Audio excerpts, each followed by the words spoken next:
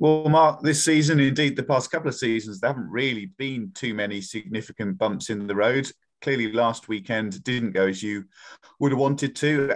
To what degree did you need a bit of a reset moment on Monday morning? How much of a reset period has it been, really? Yeah, I mean, there's been a few. There's been a few along the way, heavy defeats that we've taken last season and this season, but we've always responded really well from them. So I think overall, when you look at the period of time that we've been together, we've done well, and we can assess the whole period as really successful. But any successful period has those moments in it. So yeah, there wasn't much enjoyable about last weekend. It was a really tough afternoon for us. One, because we weren't anywhere near our level. But secondly, because the level that the opposition found was really exceptional, and a championship side played like one with that real intent in an atmosphere that got behind them, and we couldn't contain or control them at all, and it turned into a horrible afternoon for us. So certainly not one any of us enjoyed. But yeah, I mean, you have that element of reset in some senses, but we probably do that every Monday and just crack on with the next little bit. I hope that this weekend the performance reflects a little bit more about us, a little bit more our level, a little bit more sharpness and energy and intensity and competitiveness to the game against another top team. So we know how hard it can be when you play the top sides. You know, they're there for a reason. And you can see in our results this year, but just by the league table, the top eight are top teams. And there's a few in there that have got incredible depth and strength and resources. And we always knew at the start of the year there's going to be some really tough and potentially horrible days in the season. Credit to the players. There hasn't been so many of them, but that was certainly a down moment for us. But it is what it is. Get on with it. We've got 9 to play, and we've got to try and respond in the right way this weekend. Who knows what the outcome of the game will be? We can't control that. We're playing against a top team with the best away record in the league, but at the same time, we've just got to make sure the game is a little bit more reflective of our level and our quality, and that in itself will be a reaction from last weekend. As you say, you've generally been really good at those responses. There have been very few occasions over the past couple of years where you've had 2 disappointments in a row, which is a record to be really proud of. It is, yeah, and I think, like, you look at this year, that's harder to achieve that because the opposition's very, very strong. And in a funny way, you can never choose the order of your fixtures or the timing of the games. And you look at what we've done in recent weeks. We went to Oxford and Wycombe, 2 away games on a spin, which are really 2 challenging games against top teams. We play Sheffield Wednesday, followed by MK Dons. You had a period before Christmas where we were playing the top 5. And then our results and our back-to-back results at any time this year have come against the teams that you would hope we are more competitive against and able to get those wins again. So we know on our day, if we turn up and do everything right, we can compete with the top teams, but we're not the top team. We're not at that level at the moment. And it'll be hard for us to get to that in terms of many areas, resource and squad depth and everything else. We know that, but it doesn't mean you can't have a season where you are really competitive against those teams and you take points against them, and that sort of underdog spirit can see you through a certain amount of the way. So it's certainly served us well in the last couple of years. We've got to try and make sure we respond in the right way again this weekend and give ourselves the best chance of taking something from the game. Yeah, and it's a bit of a cliche about learning lessons in defeat, but presumably with a game like Saturday, when it comes to meeting that challenge of how do Cambridge United go about being really competitive and get to that level, if at all possible, with some of these big spending, big historical clubs, it's that sort of game that gives you a few ideas. Well, certainly over 46 games, you wouldn't expect that we're going to be in the top 5, 6 in this league. Certainly not for a while. So therefore, over 46 games, you know that that's a difficult challenge. And with the target number of points that we're aiming for this season and we're heading towards, by definition, there's quite a few defeats along the way. So it's how you lose is really important. And the level that you find and what the game looks like is important as well. And on any given day against anybody, we've got to be more competitive than we were last weekend. That game got taken away from us. But let's be fair, Berahino, Gregory and Bannon aren't bad. And they showed us that last weekend. So it's a brilliant lesson for us that aspire to do better and improve. And for lots of our players that aspire to play higher.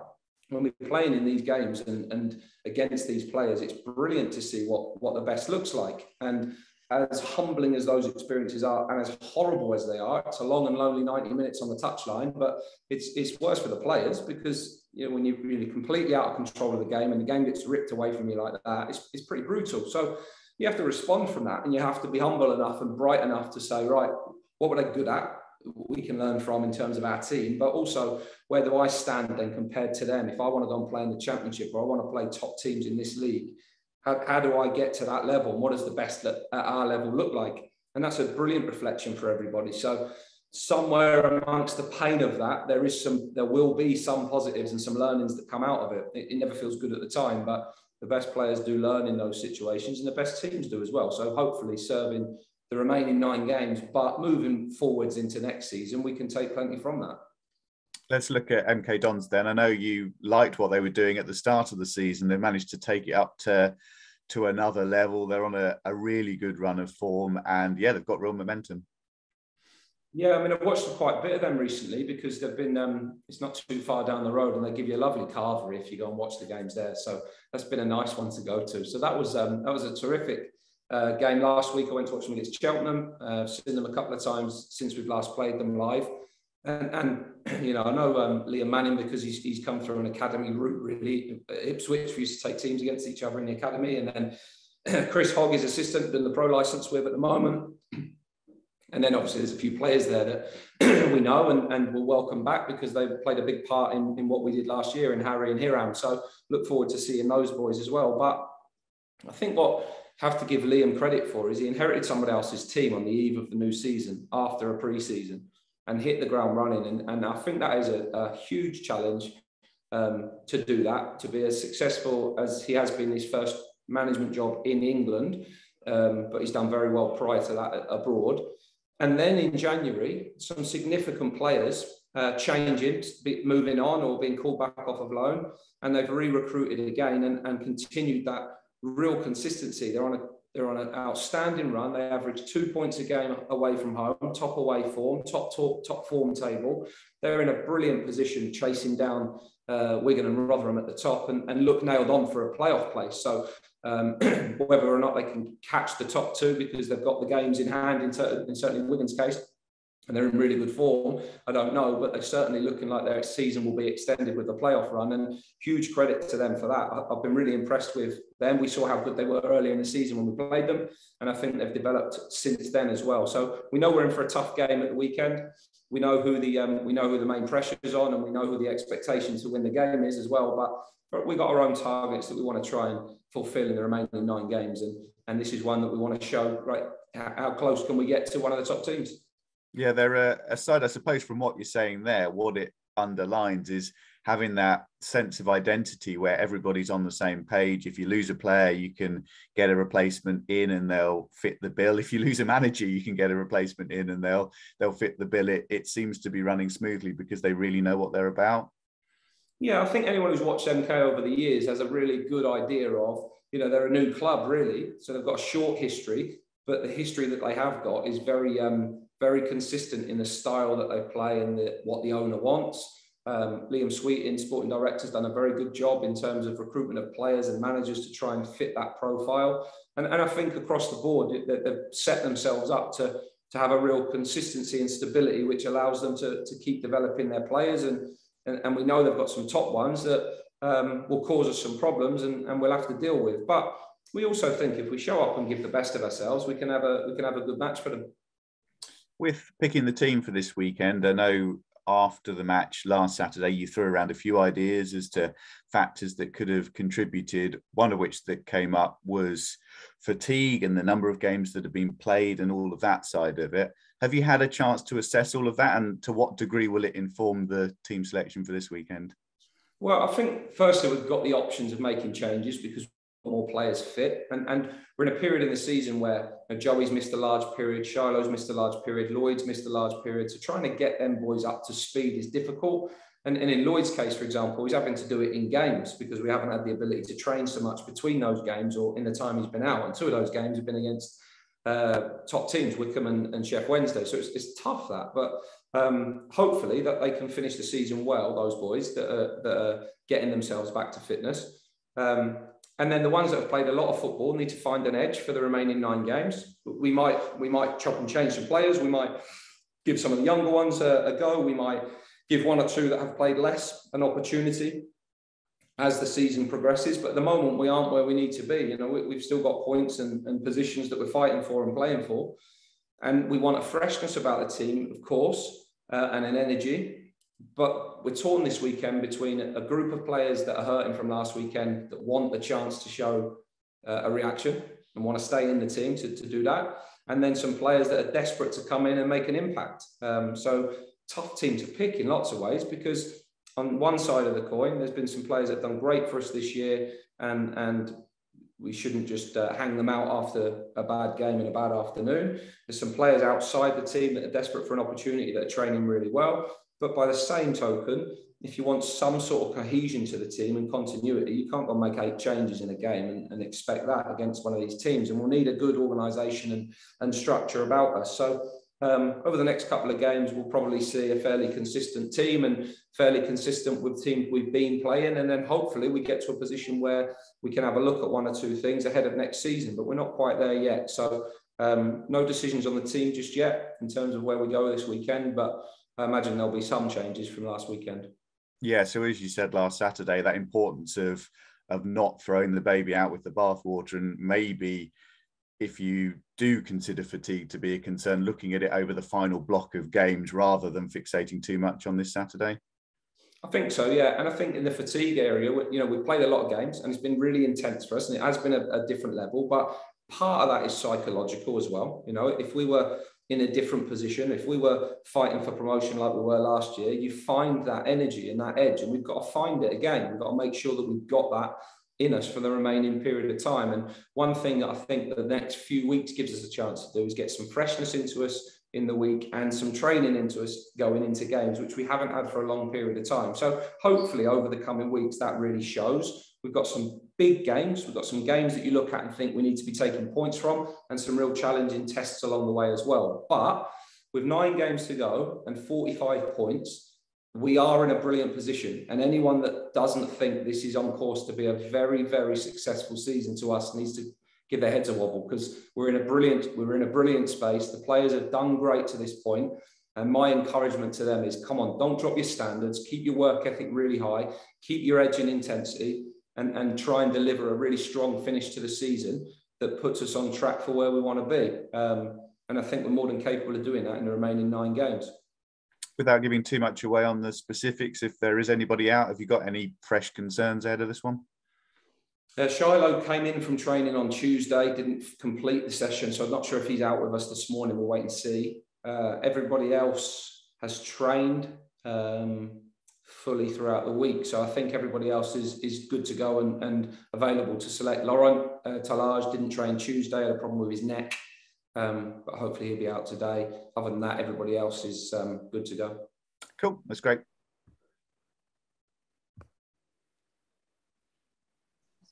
Donny. Hello, Mark.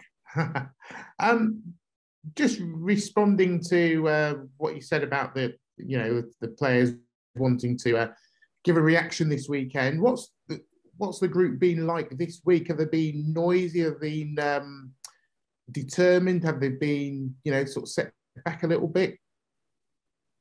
Yeah, look, I think the brutality of football is that there's a difference between confidence and belief. I think confidence can get shook in a moment, but belief is a deep-seated thing that is rooted in you because of your experiences that you've had and the times you've had together. One of our big values is resilience, and in a bit of a sadistic kind of way, when things go wrong, I love it, because it's just an opportunity to show resilience and develop resilience as a team. And you can't develop it unless you have tough times together. So any little moment that is a challenge, and it's great to see how people respond. Nobody bounced into work Monday, put it that way. I have this quite big saying that it's not a competition for who's the most angry on a Monday morning after a bad Saturday. Well, I won the competition this week, I think. So it was a frustrating weekend for all of us, and tough, and it does knock you. There's no doubt about that. And you don't want to be in that situation. But we've had a couple of days where we've got that out of our system. We've trained well. We hope that we can have a couple of days now building up to, we know, another really challenging game this weekend. But we've got good lads, we've got good characters, we've got people that want to do well. They don't go out on the pitch to not play well and to not perform. And any game that goes badly is on all of us for whatever reason. So we just get together and crack on and get ready for the next game. So we had a brilliant training day on Tuesday. The lads were very good. The standard was really high. It was the first time we've been able to play 9v9 for about 11 weeks, I think, in training, because of the size of area we've had available to us. So they've had some challenges that have tested them over that period of time, which just gives you a chance to decide what you focus on, and gives you a chance to be resilient and concentrate on the right stuff. And I think it will sharpen our minds up for the remaining games of the season. Where this weekend's game goes, who knows? We're playing against a really good side. They're expected to beat us. And there's one of three outcomes that can happen in the game. So let's see where it is. But I hope over the next couple of days, there's a nice bounce around the place and an energy. And those that are in the team give it the best. And those that aren't, respectfully deal with that and help the team get a result. Yeah. One player you mentioned in the opposition, you know very well, Harry Darling. Have you been surprised in how much of an impact he's had with the Dons? No, not at all. When the opportunity came, we always knew that he'd be a player that would move on from us. There was always a debate whether it could be to the Championship at the time that it did, and that was an option. There was possibilities there. But the move to MK Dons was a really sensible one for us. We care for his development firstly, and also the right deal for the club. He'll bounce on from there, I'm sure. There'll be huge interest in him from levels above, because he's got all the qualities that you want in a young centre-half. He's fast, he's athletic, he can handle the ball, can play in a back three or a back four. He's played a lot of football now for his age. He can score, and he's added goals to his game this year. If I was a manager in a Championship club, he'd certainly be one I'd be looking at and looking to bring in. And it wouldn't surprise me if that happened this summer, because he's in really good form and of real interest to a lot of those big clubs. But he's done a great job for MK. And there's two things I think that were important. Obviously, the deal for the club's side, when he moved on, that was important. But from his development side, it was really important where he went next. One, he would play regularly, because he couldn't afford to not do that. And two, he could play in a team that gave him the opportunity to do what he's best at. And that was certainly the right move for him. And he's really taken to it well. So he's a player I speak to regularly. I mean, he was at our Cams Invitation Cup game against St Ives a couple of weeks ago. So whenever he's got a chance, he's around. I see him and Josh Coulson at the Abbey Stadium more now, I think, than I ever have. So it's always great to see him and stay in touch with him. He's a boy we're really proud of what he's done so far. And I think he's got a really exciting future ahead of him. What impact does his progress have on his junior club? Because he came from Newmarket, didn't he? Yeah, I mean, I don't know in terms of them internally what that has done for them, but I know what it does for us. Any player that comes through our system at whatever age or however long they've been here is a great role model for everybody to look at and to be inspired by, really. And you know, he moved on last January at a time that was really tricky, especially when the week after we lost Robbie Cundy as well. And then we signed another 3 centre-halves on loan and managed to complete the story of the season. So that was a real challenging period we overcame last year. But his successes have been great for us to see and great for our young players to see, because, you know, he's one that people want to follow in the footsteps of and get into our team and go on and be successful elsewhere. Brilliant. Thanks, Mark.